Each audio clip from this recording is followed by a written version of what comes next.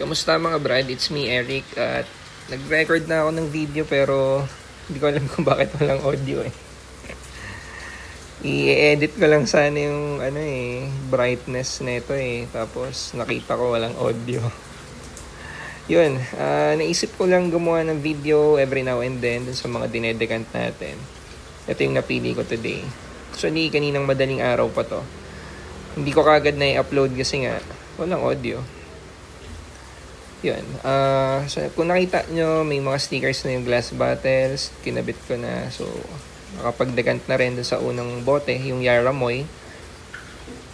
1 ml lang to.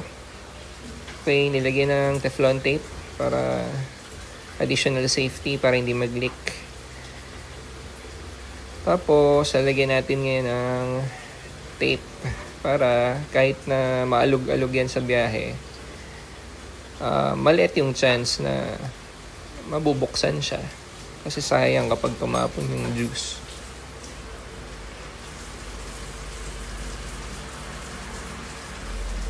Yun. Okay. Tapos na sa una. Ano yan? Latafa Yaramoy. Itong pangalawa, ito bangong-bango ko dito eh. Yara. Yun. Syringe yung gamit natin pang decant. Tapos, yun na. Same steps lang naman yung gagawin dyan. Every bote, every pabango. Si Yara, sobrang recommended ko yan sa mga pambabaeng Middle Eastern perfume. Grabe yung quality niya para sa presyo. Yun. Okay, mga 6 or 7 ikot yung ginagawa ko dyan sa Teflon tape. Yan. Siguro gagawin ko yung mga ganitong video araw-araw o siguro kahit every other day. Magra-random pili lang ako kung anong order yung gagawa natin para may na-upload din dito na video. Lalagay ko rin to sa YouTube kasi yung iba nagtatanong kung paano ginagawa yung decant. Siguro gagawin nila for personal consumption or okay lang naman kahit ipang benta nyo. So ganyan, basta ganyan ako gumawa. Hindi ko alam yung iba na nagbebenta kung paano yung steps nila. So basta naka-ready lang lahat ng kailangan gamit, tuloy-tuloy lang yan. Ito yung Pandora Scents Rouge.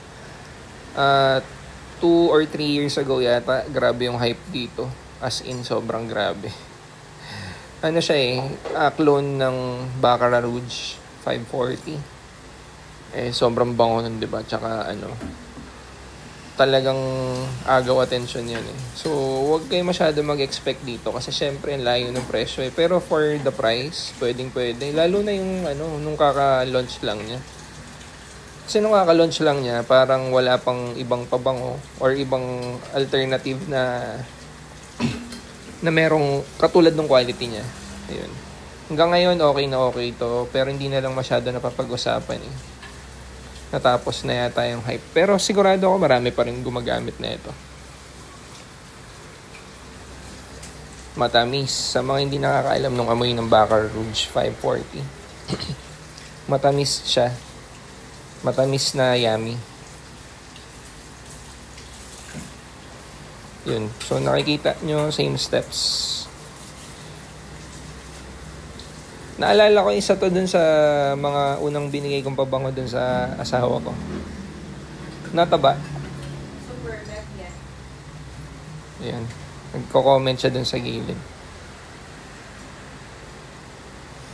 Nagre-record lang ako ngayon kasi nga walang audio yung video, visit. Kaya hindi ko din kagad na-upload kaninang umaga. Okay, ito yung Eros EDP. Debatably, pinaka-popular talaga na men's fragrance na scent DNA, Eros. May EDT, may EDP, ito EDP, may parfum. Meron pang Eros Flame Pero, lahat yan okay.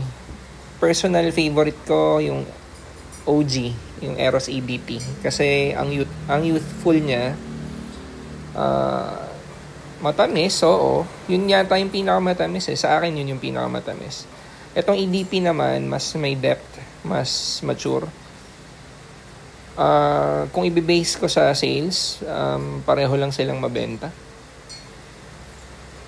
Kung walang bias, pareho silang okay eh. Depende na lang, personal preference na lang talaga. Pero yung scent quality, pareho silang okay. So feeling ko, kung gusto mo lang yung mas amoy bata, doon ka sa OG. Kung gusto mo yung mas matured na version pero nandun yung core na amoy, etong EDP. Excuse. Yung perfume parang yun yung